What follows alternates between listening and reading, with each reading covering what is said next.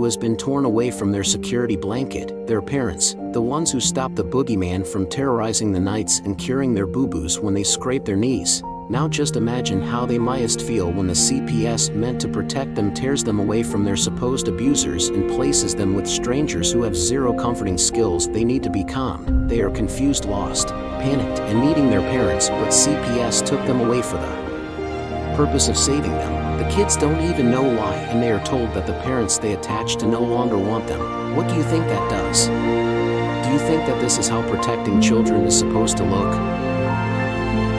Abolish CPS.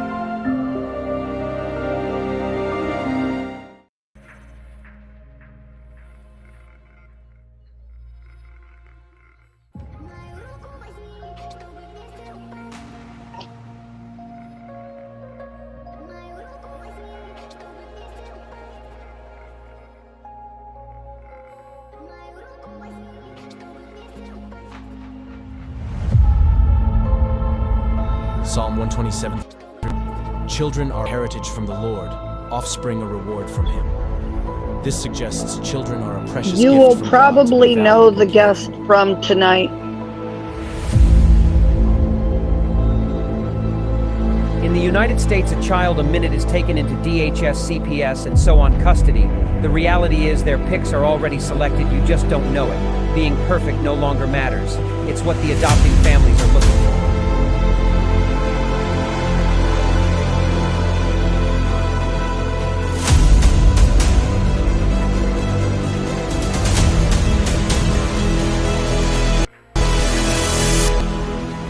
Who is it stealing the children, you ask?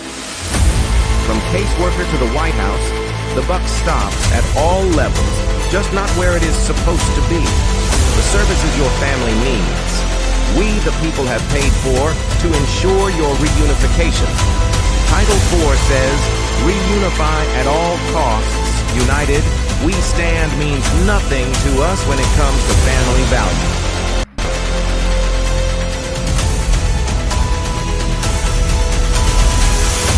Children are being ripped away from their families. Parents are reverting to addictive behaviors to cover the pain.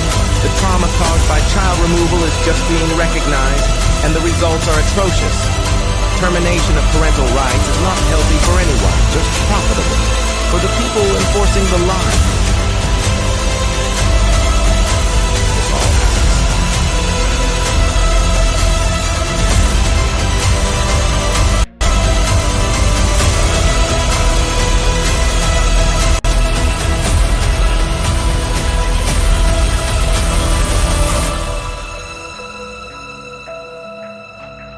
It's time Washington listens to the cries of our children, the wails of their mothers, and the rage growing in the fathers. These are our children. Keep your damn hands off them. We are coming to act on the behalf of the children God gave us to protect, and you kidnapped.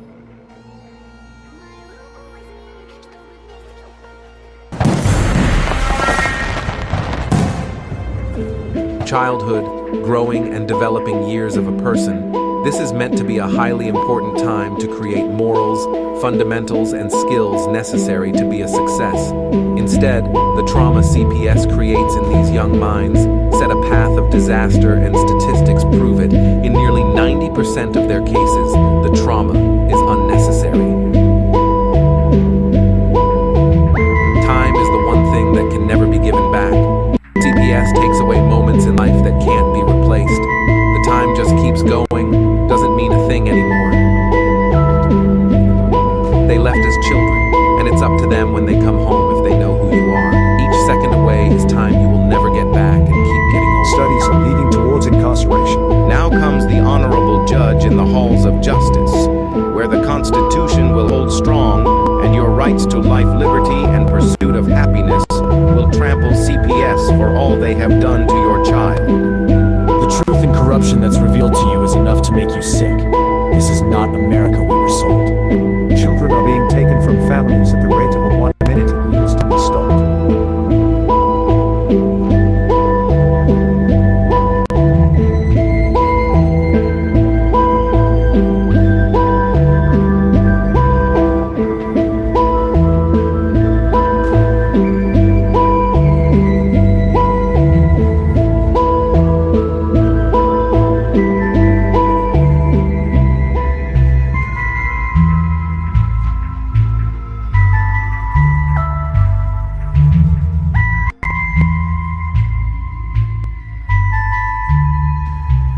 It's time to wake up and abolish CPS.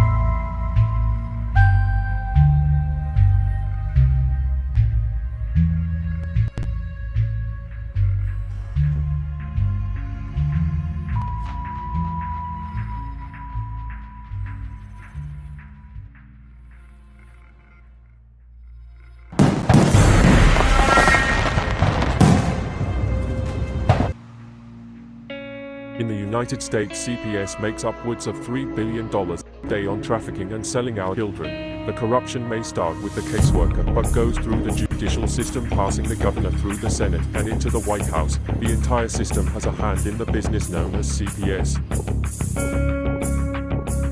Our children are stolen every minute of a 24-hour day. They are being robbed of their innocence, their trust, their happiness. As parents, we are isolated and betrayed by a government we trust. States are balancing budgets on kids' lives. Only 12% of the kids taken will be reunified. Title IV funding is being riveted with fraud.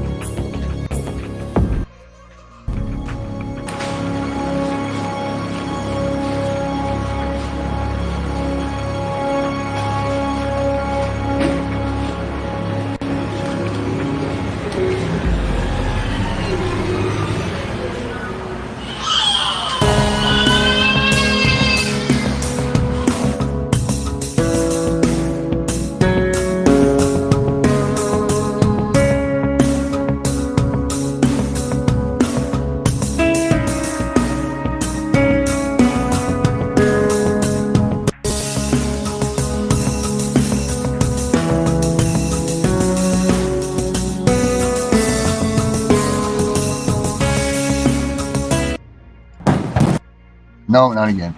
All right, everybody. Welcome to Friday Night CPS Victims Hunting Justice. I am your host, the CPS Punisher. Like we always say to you guys, we got a chat right over here. We encourage you, please. Let me see if I get this right first time. Boom, there's a chat right there.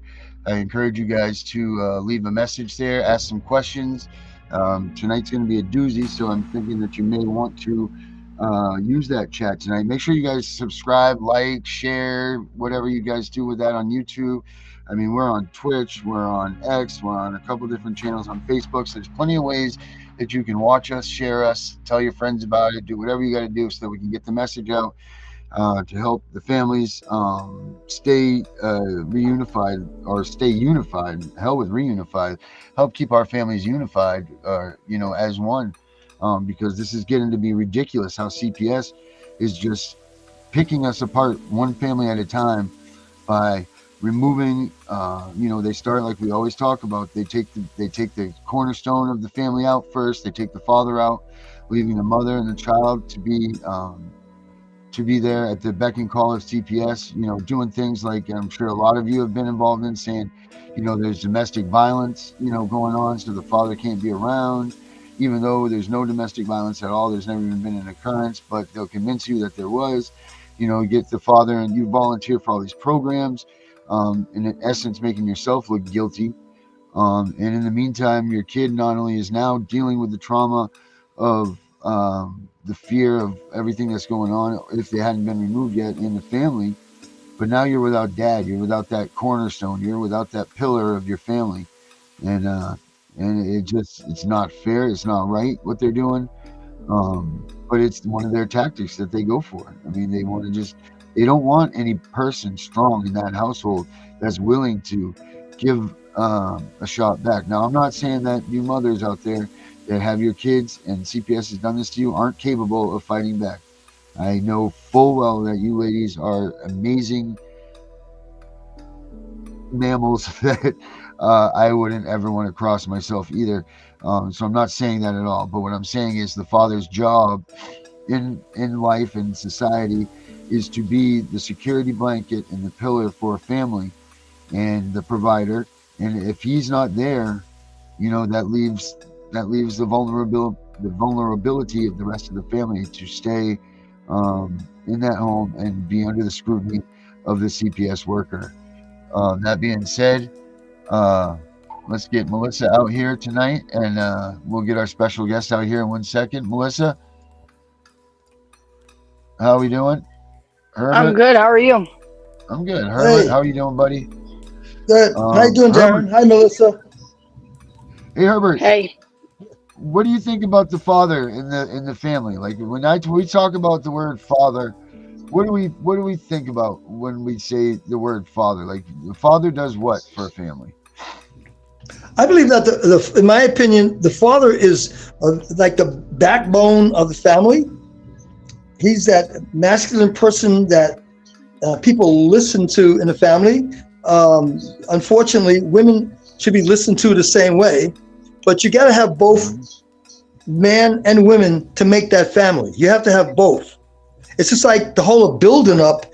You have to have two pillars.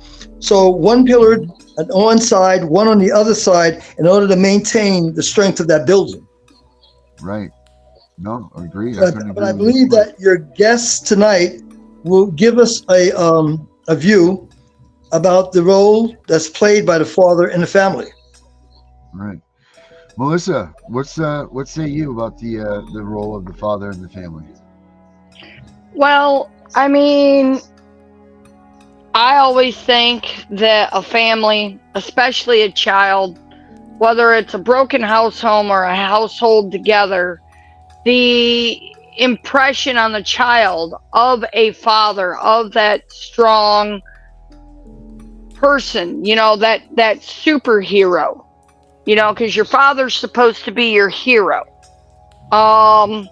And, is he supposed to be the provider? Yeah, in a perfect world, yes. Nowadays, it takes both parents to provide in order to survive. Hence, you get rid of the father, you get rid of half the income. Now all of a sudden the bills are too tight and it keeps the department in your life. Because in my household, I'm the primary provider, but my husband is who my kids turn to when they want that strong, go-get-em person that will die to protect them. I mean, don't get me wrong, I'll die to protect my kids too. But, he's not the corrector of I kind of wear the pants on that side of it. But he is the one that feeds cookies for breakfast. Right. So he's loved more than I am. Right, of course. You need to have that. You know what I mean? Like dad needs to be that sugar-coated one, because look, I don't care who you are. A father will never have that same relationship with their child as the mother has. Now, that's whether it's with a son or a daughter. But, the mother has grown that child inside of her belly, and she has attachments physically that a man will never be able to have. However, that being said, that doesn't fall short on the love that a man has for his family. And what makes the father bond special with the child, in my opinion, is that the father has to earn and maintain that bond with his child. The mother gets it automatically, I believe, because of the fact that the mother created the child. So that in itself, it's like, when you come out of the womb, that's mom right there. I just flew down there, the passage, and I'm out and I'm screaming, I'm crying. That's my mom. I want her nipple. We need to feed off of her. So the child automatically knows where mom is and what she's about. But dad has to be introduced. And dad has to be, bedded, if you will, with the baby. Your dad has to be gotten used to by the baby. Any person can step into that position and be dad. But let's see who's going to be the father. That being said, our guest tonight, he comes from a group called Fathers in Heart and Legacy. He's the CEO of that group. He has a rap sheet. Well, not a rap sheet. I'm sorry. He has well, maybe he does have a rap sheet. I don't know. But he's got a list about this long of the things that he's done for fathers and the fathers movement. As well as for children, and he has experience in the CPS world, so he's going to tell us some information here that, Melissa, I finally got the answer. Do you remember the other day we knew about when we were talking about how we say they're for private, organization. They're for hire. They're not a part of the whatever the government. Right. Well, over 40% are debt. You know what? I'm going to let Mr. Shakur come on out here, and he can explain to us how this system breaks down. Let me pull. You got him, Melissa? Yep, I got him. Mr. Shakur, here you are, coming to you live. There he is. Mr. Shakur, how are we? Welcome. I'm good. What's going on? I want to say good night, but that's going somewhere else. Right, this night's just beginning. Yeah, this show is 5 hours, so are you ready for that? Yeah. No, I'm just kidding. I'm just kidding with you. Party time over here. Huh? So, Mr. Shakur, you're with your group is called, your company is called Father's Heart and Legacy. What do you got? What are you guys doing? What do you got going on? Well, Father's Heart and Legacy for the last 10 years of empowering the family, but especially fathers, the role and responsibilities that's necessary to, like, I think Melissa, as her name was trying to describe, which is the cornerstone of family life. Most times women are described as the foundation and men are described as the cornerstone. So our organization has been creating platforms to share that type of information in order to empower families to be better, essentially good men. Hey, Mr. Shakur, or Dr. Fowler, I know you're there in the background. Can we do something maybe to get his microphone a little bit clearer? He's a little bit distant there, so I know what he has to say is very important. So I don't want to miss a word at all about this. So maybe we can do something to get him a little bit more loud, a little bit up there and a little clearer. Is there something that we can do to adjust that? I don't know if Can you hear me? How about now? Yeah, that's yes, sir. That's it right there. That's it. All right. That's good. Yeah, we're good. Thank you. All right. So yeah, maybe if you would let's pretend this. We'll start over. Ready? We'll pretend like, oh, hey, Mr. Shakur, thank you so much for coming on the show. Your group's called Father's Heart and Legacy. What's this all about? Tell us a little bit about your company. So again, Father's Heart and Legacy has been for the last 10 years. We've been empowering families, especially fathers, on the role of fathers and the responsibilities that it takes to be successful. Our platform advocates for fathers that are attempting to be reunited with their families and their children. And we've had contracts with DHS, essentially in Philadelphia. They're called CUAs. That's Community Umbrella Agencies, and we work with them. Yeah, that's that word. That word. That's the word. Mm-hmm. So, and we work with the school district, empowering fathers there. We work with county agencies throughout Philadelphia. So, the thing I'm very proud of is that we have been sponsoring events that gives us an opportunity to talk about these different that normally some agencies don't have the liberty to do. Right. Mm-hmm. So what is what in a whole, what is the problem, or what is going on in this world right now with the father unit, would you say? They're absent from Call of Duty. Need families, different reasons, is that I'm not available. Oh, dropping prisons. There are probably 8 million people in prisons. Right. Fathers are a portion of that number. Fathers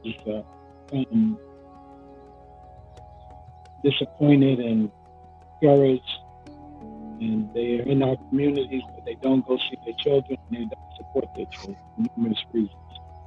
But the reason why our organization has become so important, because we encourage fathers to, no matter how much money they make, and I like what she said about money, is that fathers are much more important than their wallet.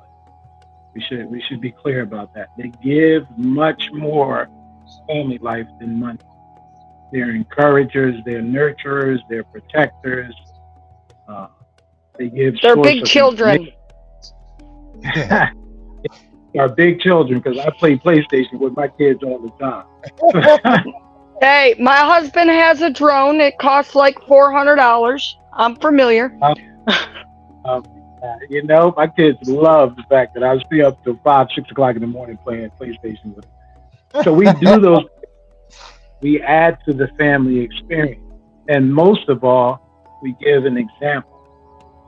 When the father is not there, then girls don't have an example of what they should marry, what they should invite into their life. Fathers give them the first example, and especially the boys. Boys get the first-hand experience of seeing what a father do, how a father should function, how he should respond to life situations. So we are so much more important than, and don't get me wrong, financial dollars are very important. Because I know my ex-wife gets a lot from me, but the example that I set for my sons is invaluable. So our organization is skills. We give that information, which is essential to being a good father. Now, many of us can be, but not all of us can be fathers. Fathers, you have to qualify by doing the job in a way that produces healthy children, a healthy wife, which essentially gives you better family. So if you're ignorant, and I don't mean that in a bad way, I'm just talking about you don't know. If you remain in that position, then more than likely your family is in that position. That's not a position you want to be in. So we try to create platforms where we give various different events. We work with fathers in school districts, fathers from all over, to educate them on that essential information that makes them better, which makes their families better. That's what we do. All right, that sounds good. So your focus then, not only is it, so you have the focus of recreating the father here, but you're also pushing for the reunification of the father unit, not only to the child, but to the entire family.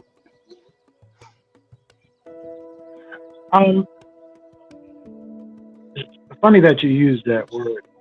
We have a philosophy what we call character reconstruction. And that essentially takes the father's good traits and helps give him the information to eliminate his negative traits. And essentially, we actually do what you said. We rebuild men to be better. That's what we do. When a father is acting better, producing better, and responding better to life, that gives him the tools to reconnect and reunify his family, even if it's a blended family. And what I mean by blended family, the mother lives in one location, he lives in another, and you have other people involved. So, you know, I always say to people, if you know better, you can do better. If you know better, you can do better. And giving men the information, I think men are very unfairly, on a lot of occasions, judged because we assume that they know what to do. Many of us grew up, we didn't have fathers. My father lived across town, he never came to see me. So I grew up with a vacuum there. Many of us that don't have fathers have that hole in our gut that we're trying to stuff with other things other than the information that's necessary to be better. Drugs, alcohol, violence, you know, that was my history. I've been recovering now for 33 years. But the way I started out, that lack of fathering, that feeling of why my father didn't want me, left a vacuum there that I tried to stuff with a whole lot of unhealthy stuff. And drugs and alcohol, violence was one of those three-headed, they call that Hydra monster that got me in a lot of trouble. So I'm teaching from firsthand experience. This is why my organization has been so good at what we do, because I teach my own experience of not having a father there, not having father figures, and having to try to figure it out myself. And what our organization does is that we don't allow you to figure it out on your own. We give you good information so we can give you some type of roadmap on how to get to the successful living that you deserve. When we do that, it essentially helps men to what? Reunite with their families. Mm-hmm. Right.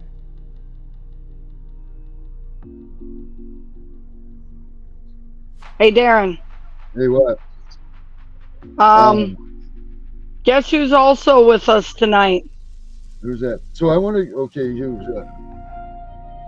It's on the picture here. There you are. All right. I want to go with this question here, just only because I want to spend a second with it. The CUA, the Community Umbrella. Community Umbrella. What is the A for? I'm sorry. Agency. So, Community Umbrella Agency.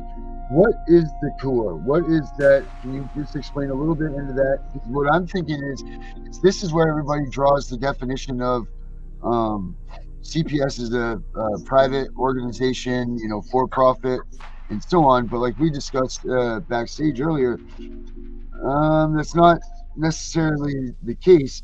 But I think that these CUAs are what are coming in front of people, and they're seeing that they're not DHHS, but in fact it's you. So therefore you're labeled, I'm just using this as for instance or whatever. So don't take any of this information as solid fact. But for you would be, so if you came to the house, you'd be like, oh, that's CPS.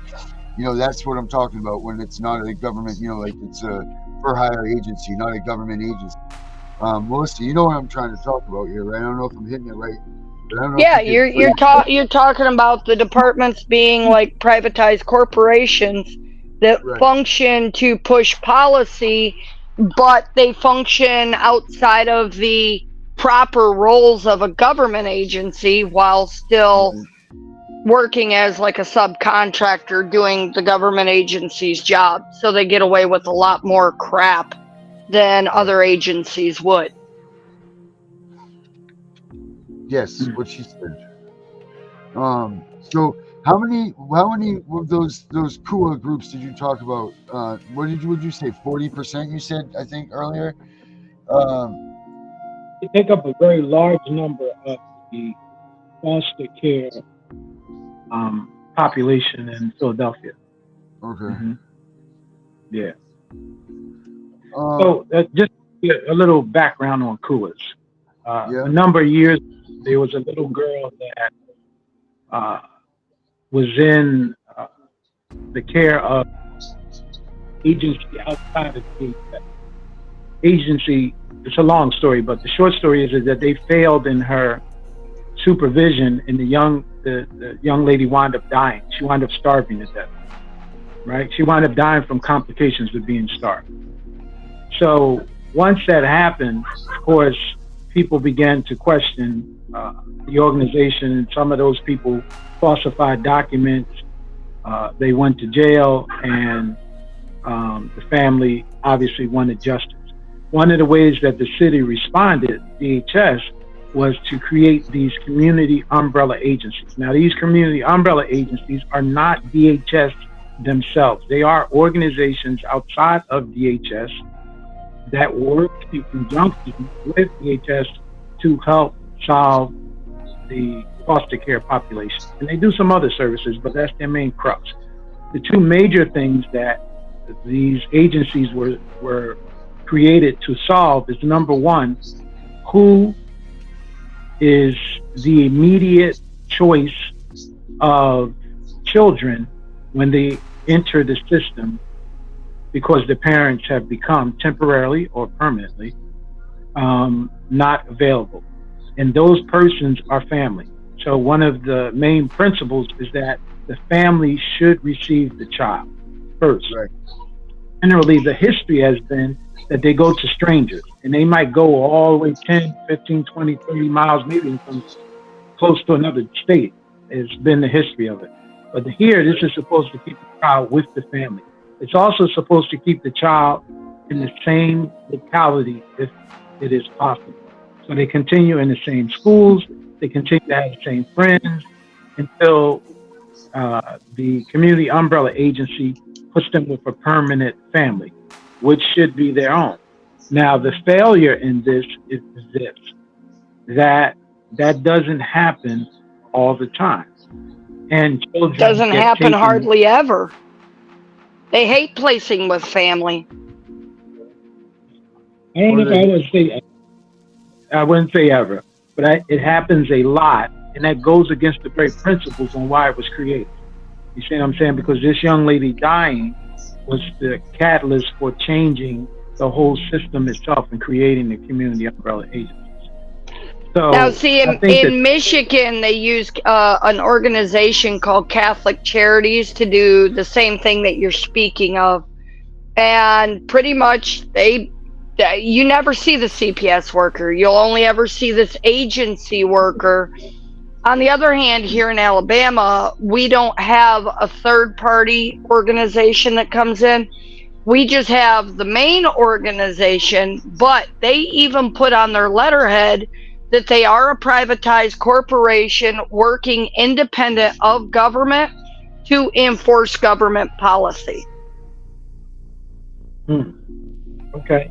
Well, when hi everybody. Oh, yes, there we are. Another special guest to us tonight is Dr. Fowler. She's right to the side of Mr. Shakur. So, Fowler, Yeah, Cheryl, how are you doing tonight? How are you feeling? Cheryl, You feeling better? I told you look up and look at your guest list. I don't see her on there. Look at the guest list. She's got her camera turned off because she's still not feeling great. Oh my gosh, there she is right there. But I'm on. Hey everybody, how y'all doing? Hi. Better now that we know that you're upright taking nourishment and not in the hospital. Yeah, I'm out. But look, that when the Department of Children's Service dropped off these two young girls to my house, they said the mother wanted the children to be dropped off at my house, and they said they'll be back in 30 days, and they were 6 and 1, and now they're 17 and 11. So I guess that 30 days never came. And and when I went to adopt them, that third party organization came out, and it's called Harmony. And Harmony was the person that worked with the Department of Children's Service, but they were not directly connected to them, but they were the one that we had to work with to adopt the children. But they passing these kids off, and they doing all kinds of stuff. Melissa, did you see the text I just sent to you? Probably. It's for some good reading and understanding. Look at that.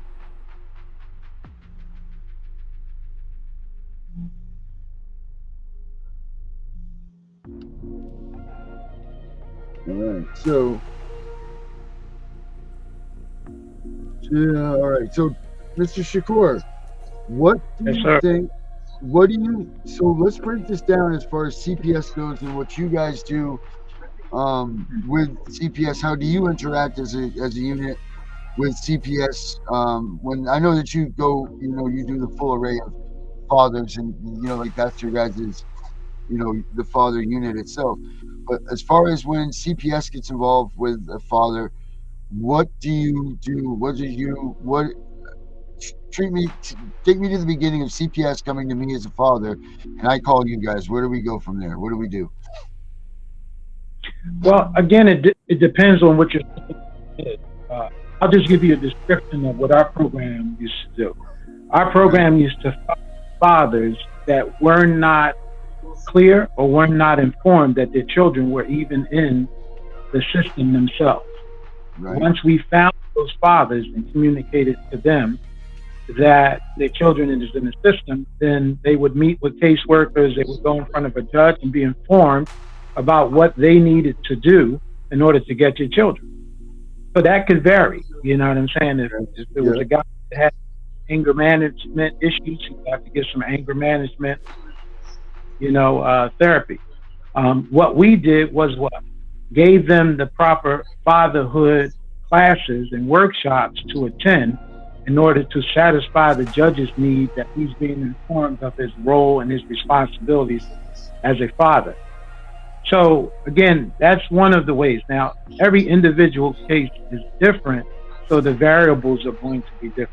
I think some key things that happen, two key things, is that they receive case management that should, not all the time, but it should help them navigate and create a plan for them to follow to successfully get their children. Now, the problem with that is, right, you're laughing too. So the problem with that is that sometimes it's not a very practical plan for them to get their children back. It's not. And then sometimes father themselves are not in the position that the case managers need them to be in. You understand what I'm saying? So sometimes it's not a perfect marriage. I think the problem with their KUAs is that you have a lot of people that lack the experience and the wisdom of the position. And in doing that, they make hasty decisions to take people's children from them. That happens a lot. I mean, we have to tell the truth about it. Sometimes they take people's children way too quickly. They don't give those people the due process in order to work it out so they get in position to get their children. And because that, again, children go into different homes and don't succeed because they naturally are desiring their parents. So that's just one variable. There are sometimes variables when fathers know that their children are in the system, but they're not performing very well, and the system has, again, decided to take their rights from them. That's another scenario that is not very good. See what I'm saying? And something done very quickly without the proper due process, the proper training, proper time to get a position, get a father employed. There are a lot of variables there. This is why I keep telling people, they say, well, they should just do something with the father. That's a complex thing because a lot of people come with a lot of different issues. You see what I'm saying?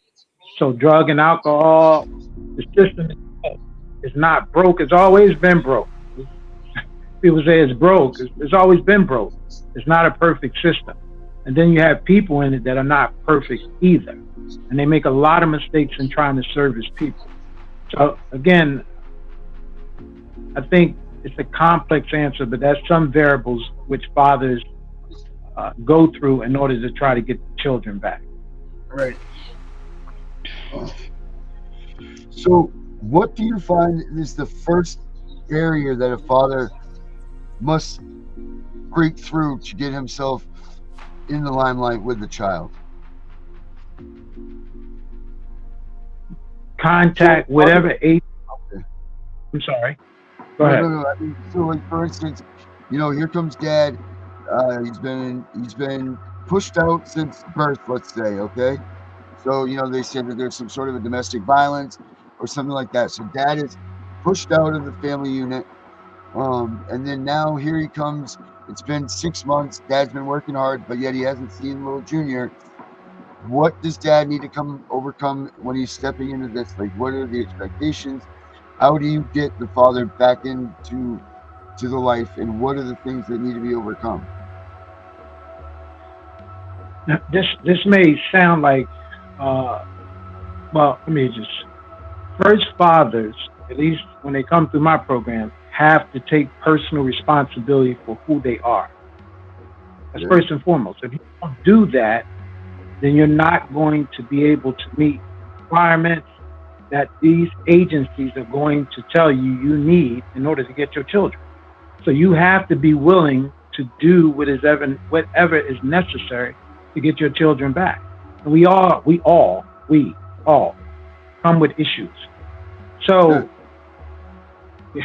all of us. Yeah, that's so what? Dad ain't perfect? Hey. No, definitely not. Without question, no. So that imperfectness has to be that you're willing to do whatever is necessary. So if you say maybe a father lost his temper and, you know, he's got a domestic violence thing, you have to do what's necessary to go to the therapy, because they're going to sign you up for that. Because the case manager is going to work with you once you contact that necessary organization to find out what is going on with your children. They're going to give you a roadmap of what is required to successfully father your children and obtain them into your custody. So whatever that is, drug and alcohol treatment, domestic violence, therapy, fathering classes, employment. Employment is a big one. I've seen a lot of men not be able to obtain their children because they weren't able to get employment, or they weren't able to get sustainable employment. And sustainable employment is when you don't make enough. You don't make enough to get them. Like you work somewhere for $7 an hour and you ain't making enough to even afford an apartment. So these things, the agency is there to help you to succeed at. Now, let me say this. I don't want to be long-winded, but I got to say this. You got to know your rights when you go into these agencies. They're there to service you. That's their job. You're not doing them no favor because you're there. They're there to service you. They're servants. They are servants. And if you act like they're doing you a favor instead of acting like they are there to service you, then you're going to have problems. So I teach the men, remember your rights. Remember you're there to receive help, and make sure they help you. Now be polite as you can.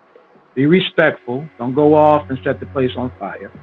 But make sure you're getting what you're supposed to get in order to succeed. And again, I must say, if we're telling the truth, that doesn't always happen.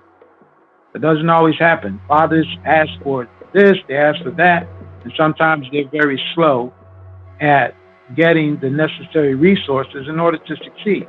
But you have to be persistent. You can't quit. So do you the guys that you service or that comes into your program, are they trying to get custody, or have anyone ever told them just because they the mother had the child doesn't mean that the mother has the custody?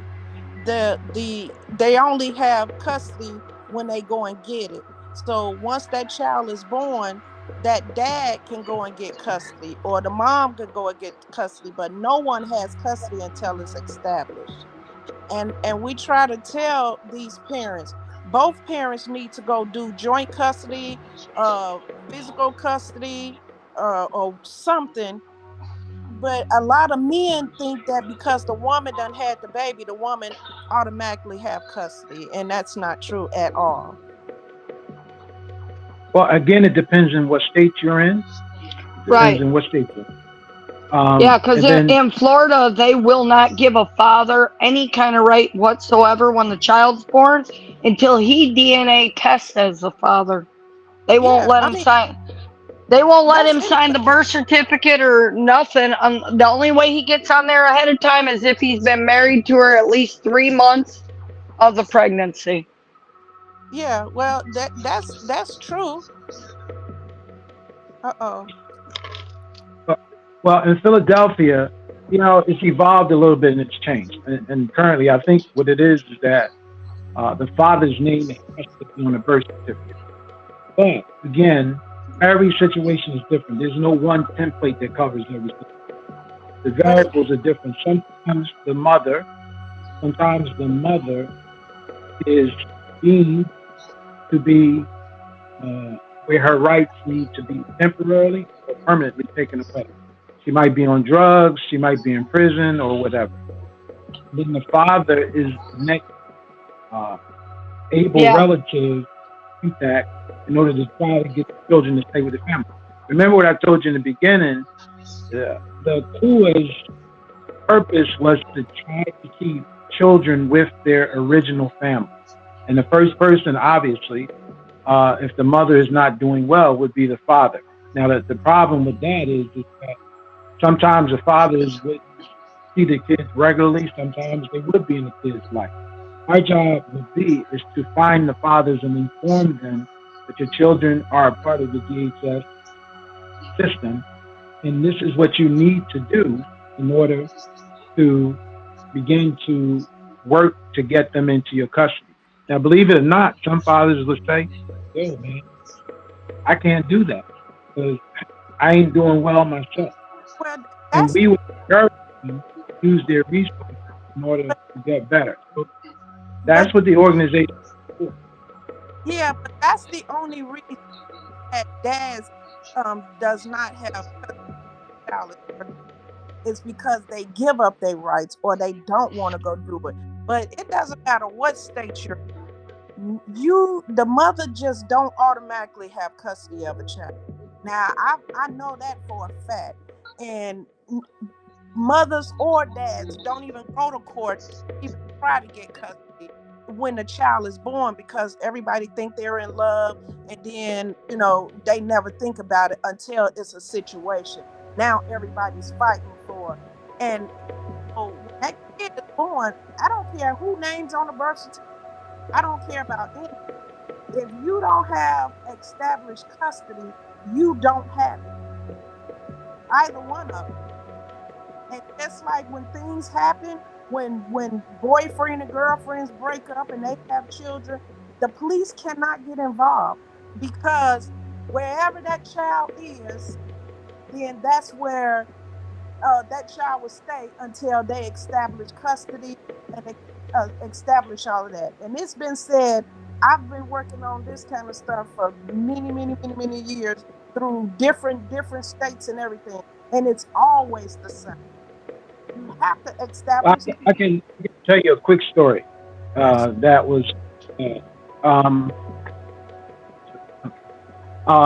Philadelphia. There was a couple that shared custody of a little girl. They got in a few arguments and got physical. So the dad picked the child up for visitation. Then he went on a trip without the permission of the mother, traveling America. He just didn't come back with her. So she informed the authorities that she wanted to get him on kidnap charges. However, what they told her is what Cheryl is saying, which is that you don't have custody of your daughter. So what they told her she needed to do, once the father was informed that he needed to show up for court, then they would decide custody. Yes. So Cheryl is right. It depends on where you are. Every state has different laws that vary in some type of way. The important, I think, thing to let fathers, if you're listening, know is that use the system to your advantage. It has some issues with it, but you can't get around it. You got to go through it in order to get to the other side. Right. So, again, to tell fathers do that, then the experience turns out better. What is that biggest barrier that you've got to go through? What are the most common, the biggest, what is that big hurdle that you need to come across? Is working with people sometimes that don't think you're worthy of the position. I mean, believe it or not, they make it difficult for you. However, the organization will tell you that whatever your needs are, you need to qualify in those needs by being involved with agencies to help you solve it. Again, like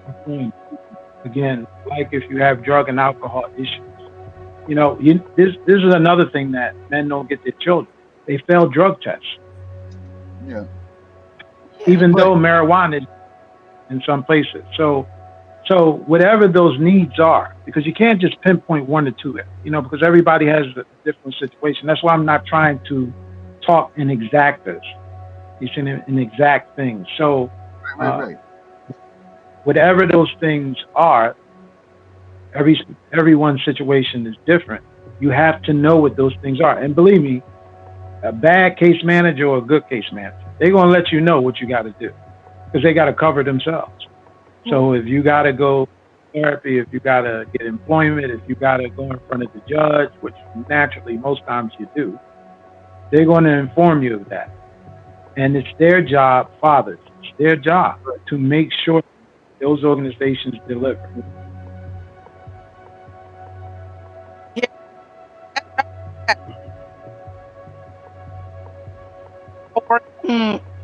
You're breaking up, Cheryl. Oh, there you are. Can you hear me? Yep. Okay, now, yep. I said that a lot of that doesn't happen that way a lot because the judges, the attorneys, the guard ad litem, the doctors, they all working together against the family. And for when they have their eyes set on a child, they're gonna take them regardless. And the whole like you were saying at the beginning, the whole system is to always keep the children with the family. And it seemed like they have forgotten that. And the family is the least people that they look for. And something has to give with that. Something has to give with that. Well, what I have seen, we remember that. Remember, we proved that with the statistics. That statistics show the number one hit that they're looking for is a low to middle class family, but with the two parents still remaining in the home. That's where CPS is going after. Those are the ones that they're trying to take out. Why? Because they're trying to dismantle the family unit for, I'm assuming, it's the unity, right? It's the strength in numbers. That's what these things are showing, right? Like that's why they're going after, because you don't see CPS, and I'm not trying to be rude or cause any issues, but if you have a rundown neighborhood in your area that they call a project or whatever, you don't see CPS going in there and trying to take apart or take those kids down. You know, the ones that are running down the street in a diaper with one shoe on, you know, they look like they haven't bathed in a month. CPS isn't rolling up in those places. Nope, they're coming to these nice neighborhoods where mom and dad are sitting outside, you know, like watching their kids play on the playground. The kid falls off the slide, and the next thing you know, they're in the middle of a CPS investigation. I mean, and the statistics show they want a two-parent home. That's what they want. Well, more than that, they want well-behaved children. It's much easier to adopt out a well-behaved child than a 12-year-old that's going to try to kill you in your sleep. Right. Yep, I agree with that. So, I mean, if you look at the state statistics for the kids in care in my state, you know, we broke it down to like different areas, counties, whatnot. It seemed to be the lower end of middle class, and almost 80% of the kids in care in my state are 4 years and younger. There's very few teenagers in our state that are in care. But the biggest thing I see in my state is because the fathers down here typically will be the primary parent in most cases. Like, fathers down here have a very strong, they were taught well by their fathers, you know, and they believe in family down here. And they are the first ones ran off every time. The department sends them away. They call them abusers. They call them beaters. They say that when there is no abuse and they can't prove anything, they say it's an extenuating circumstance or it's emotional neglect. Anything they can, because they know mom's not going to support the house by herself, and it leaves the door open for them to keep coming back, to keep screwing with your kids until they can justify saying, hey, guess what? This family wants to buy them for you know, so we're going to move them over there. Right. Yeah. Philadelphia, there isn't the majority of the parents that are serviced to get the children are women. In fact, some organizations have been cited by the state for not even investing enough money into fathers itself. That's how I got my contract. My contract came as a result of the organization having a separate budget to deal specifically with fathers. And another organization that I had a contract with they were cited by the state because they invested barely any money with fathers. So again, it depends on where you live. Philosophies of different states react differently. I think the main thing to learn from this is that we have to keep fathers educated in what they need to do. And anybody can do about that. Your church, your masjid, your religious organization, your civil organization. You can ask people that work in these fields to come volunteer and spend their time explaining to people that need that information on how they should navigate these systems. Because that's 90% of the problem, is that men don't navigate the system well. And unfortunately, they put themselves in a position where people can take advantage of them in a negative way. Because, That's right. Again, these people that work on these agencies, they people. They everyday people get up like we do, put their pants on like we do. Some of them good, some of them not. And most of them don't even know what their own policy says. But they just Yes. they just gave us, well, we're in the process now of working on a grant. They just gave they have a $10 million grant for fatherhood. And when working with fathers that's incarcerated, that's coming out, or fathers, whatever it has to do with fathers, that's what this grant is for. And so we're in the process of filling that out and seeing if we can get this grant also, because we do a lot with fathers. We help them with record expungements, getting their records clean, getting their driver's license back, going through work training, doing some workforce development training with forklift and barber and stuff like that. So we're gonna see where this goes, because and you're right, it's a lot. And I know earlier you all was talking about, Melissa, about what is a father and what happened. And I just beg to differ on one couple of things that were said, because the father is the head of the house, and that's what it was designed for. And we have now have trade roles, and that's not what it's for. But as long as the system can come and disrupt your house and run the men away. Someone said, I don't know if it was on this show or another one, said that they used to come to a person's house and ask, is the dad and your mom and dad home?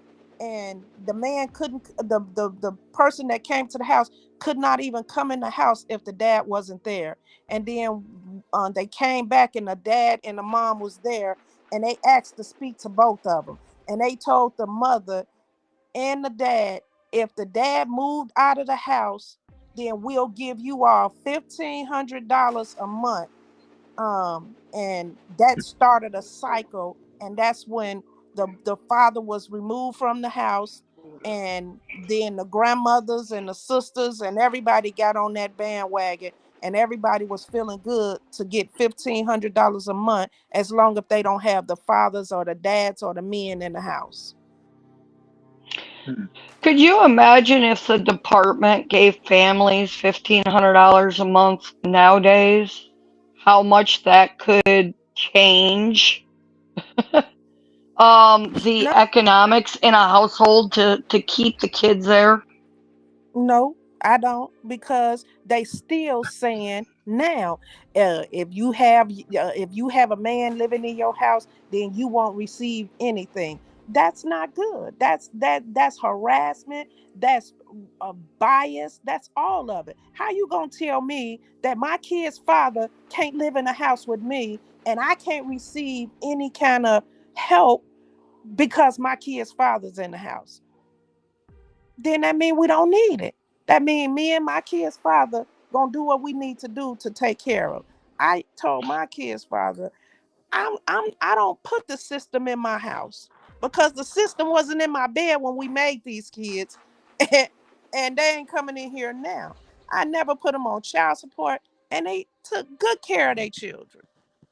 And I had no problem But I think if we do a lot of training and inform people and just talk with them and let them know, get them folks up out y'all business. Take care of your business. These men get on these radio shows and they mad and they cussing out the mamas, calling them every name but the child of God because they took their income tax from them. But all year they won't give them $1 to help take care of the kids. You know, those kind of things. We have to do better ourselves to make sure Yes, we keep the system out of our family. absolutely. People do got to start working together because, Yeah, in a lot of ways, a lot of very mean women in the world have kind of weaponized child support against the man. And yeah. that's not a fair way to be because, you know, my ex, I told him, I said, if there's something I need for my kid, I will come to you directly because it is your job as the father, even though you have your new marriage, and my job as the mother. We made this kid. We need to co parent and raise this kid. Yeah, And I will yeah. Well, not that walk into the courtroom to say, I want $500 a week. No, if I need $500 that week, I'll just call you and tell you go do some grocery shopping or something. Look, they pay $249 for child support, and that dad could pay way more than that to take care of this kid. But when you piss them off and make them pay through going to put the system in there, now you stuck with $249 versus what this man could have done taking care of his children.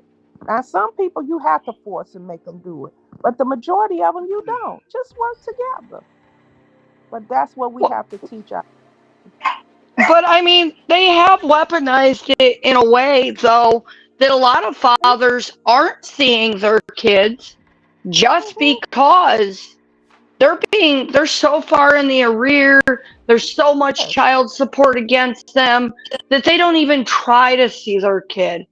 yeah. And those may be great fathers. I'm not saying they're all great fathers, but But you those know are what? fathers that could be teaching kids something. They could be, But teaching guess that what? kid not to be going out there on the street and trying drugs and teaching them how to handle themselves around bullies and not Guess, playing into peer pressure, but because listen, that's a father's role. guess what? I, That's exactly what I'm saying. I promise you. Hold on. I'm gonna stop talking. Just let me do this one right here. The reason why the mothers are weaponizing and using that against the dad is because the dad did not go get custody. When the father go to the courts and say my baby is a newborn, me and my girl is together, but I still want to establish custody. Now they're going to give you joint custody, and then they don't have to worry about somebody using child support because the man can go and get child support from the woman. That all of that stuff that women do to men can do to women also. Right. there are two different avenues on how in Philadelphia. I'm talking about Philadelphia. There are two different avenues on how men or women even have to pay child support. Number one, if they receive money from the state, like money, That's then right. whoever that opposite parent is, they got to pay that money back. Like I had to pay back $20,000 because she received money. So, and then the other one is if a parent, man or a woman, goes down there and they file a claim against the other parent. Nothing happens by accident. It don't happen because of custody and stuff like that. A claim has to happen, at least in Philadelphia. So, so the system is built now. If you fall behind by $120, they garnish your check. They report to IRS, so you don't get any type of return at all. Because they did it to me, And and I wasn't even. don't you know the state get 15% of whatever your child support is? Well, that might be true. What I'm saying to you is that men have to. First of all, we're not educated to that point to even know any of this kind of stuff here. This is why it's so important to educate men. And That's then right. number two, that is that being responsible means that you're communicating with the mother of your child, whether you're together or you're not together. So you and her, like Miss House, like Miss House, that you can keep this outside of the court system itself. Because once the courts get involved, whoever that is not paying, you're about to get it. You're about to get everything that goes with making sure you pay that money on time. And if you don't, and the majority of those people, I hate to say it, are fathers. You know what I'm saying? The majority of them are fathers. And if you don't, they're going to try to get you in a position, either they put you in jail,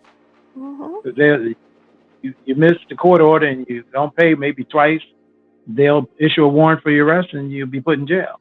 That's because the fathers are not doing what they're supposed to do. Again, they are being relaxed. They run around here having babies everywhere and don't think it's going to catch them. And when it does, now they mad. Now they don't want to work because they don't want to have to do this. They get their license taken away. But it's majority of the time it's dads because they don't know what their rights are. They don't know that they can nip this in the butt in the beginning, but they had a babies and walk away. Then the women go do what they have to do. And I know this for sure because it happened to me. My oldest daughter, dad, started using drugs. He started acting a fool. We went to court so I could get an order of protection against him. The judge asked me, do you have custody of your kids? And I said, no, they my kids. He said, so it's his children too. But I'm going to establish full custody to you for all three of your children. I was like, oh my God, thank you. And now, from the time they was little bitty kids till they became adults, I had full custody of them. I didn't know that I didn't have it. And that's what I'm telling you. If the man or the woman have a child, you don't have custody. Go get that established, and that'll stop a lot of this stuff that's happening also. And I'm just saying. Let me tell you about an exercise that I used to have. I used to be a vice president at probably the most prominent fatherhood program in the country at the time. We had replicated the program in 3 other states. There was a national campaign to take our program and just put it all over the place. So this is an exercise that I used to do. I have to, on average, I had 60 plus men in one classroom. I used to stand all of the men up and I used to ask them one simple question. Why are you not in your children's life? Now, you'll get a lot of different answers, but this was the answer that I got the most. They didn't think they were worthy of being in their life because they said, Shaq, they used to call me Shaq. I don't make enough money. She'd be asking for the money. I don't make enough, so I can't pay it to her. I can't take the kids nowhere because all my money is going to bills. So they don't even feel worthy. So we saying now you need to go get custody. But if a person don't even feel they worthy enough to get custody, they're not going to go do that. So we have to build their mindset and restructure their heart so they know that they can contribute more than money, that they are worth more than money, and at the same time help them economically get in a better position so they can do better by their children. Because you're right, a lot of them, they don't do well on the financial piece, but that's not all to the puzzle here. What's behind that not doing well financially is most occasions for the men that I've serviced over the last 30 years. They don't believe they're worthy. And if you don't believe you're worthy of something, then you're not going to work for that very thing. You're going to do what? You're going to say, I'm not worthy. They can do better without me. And you're just going to go and you're going to be absent. And we have to encourage them not to do that. We do, for those of us that know. That those of us, especially, don't get me wrong, this is, as the young people say, no shade or no insults to anybody. A lot of us have gone through these situations in the past. And when we see people going through it, we act like they got some kind of problem that never has been discovered. So they consider us hypocrites. But we need to share with them, this was my experience when I went through it. I did these things. You can get help from here. And I'm hoping that what this show does, is let other people know that you're not alone. There are people there in your very place that you live that you can ask for help, and you don't have to feel like you're going through this by yourself. That you are worthy, no matter what mistakes you make. I mean, I told you I was on drugs. I ran around the streets crazy, out of my damn mind, all cracked up, and now my kids don't even know that I was on drugs. My oldest daughter is 30 years old. I've been clean for 33 years. So that gives you an idea how long I've been clean. So if we do this, then we're contributing to the solution. Because a lot of people just want to sit back and just call names across the fence and say this is what they should do and what they shouldn't do. And I don't think that we should be about that. If you're going to offer solutions, then we offer solutions. That's what it should be about. Because a lot of people don't give a damn. They're like, yo, it's their problem. It ain't my problem, so what?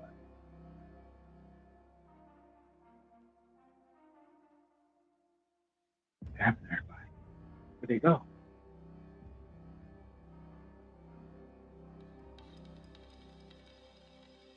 Oh. I don't hear no music or nothing. I don't know.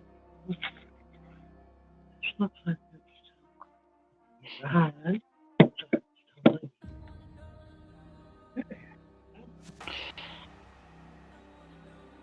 Hello. Yeah, we're all still here. Okay, Okay. I couldn't find my phone. Couldn't find my microphone. Maybe all reflective silence. We're a little worried here. Yeah, we thought everybody left the building. No one's left the building except for maybe Elvis at this point. Well, I mean, we're kind of hitting the end of our time. Huh? Hey, Cheryl? Yes. Cheryl, can you hear me? Yeah, I can hear you. I was just wondering, did you ever have the opportunity to... Okay, did you ever have the opportunity to hook up with Al Sharpton? Oh yeah, he came to Nashville and he was my guest speaker and he did a wonderful job. Did you see all of the pictures?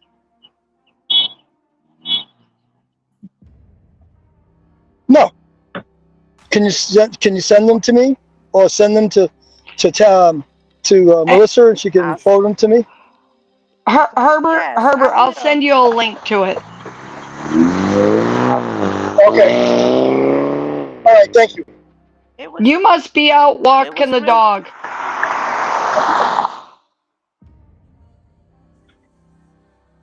I just wanted to ask for some prayers for Dr. Fowler's family. We all probably, if you're not aware, she's struggling with the system to get her grandbaby safe and sound back home. So if we could offer some prayers for her and make sure that we offer prayers for all those families that are struggling and not receiving the best service, and ask our higher power, whoever that might be, to intervene and get the service that they can. Are you working with Dr. Fowler? Do I work with her? I consult with her, yes. Yeah, okay. So, at the end of every show, we do what's called last words.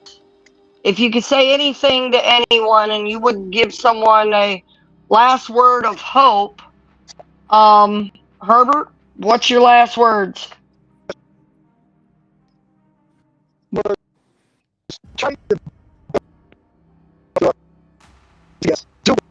Oh, you're breaking up, Herbert. His phone is out of range. Yep. Herbert, you got really bad feedback. All right. Cheryl, last words?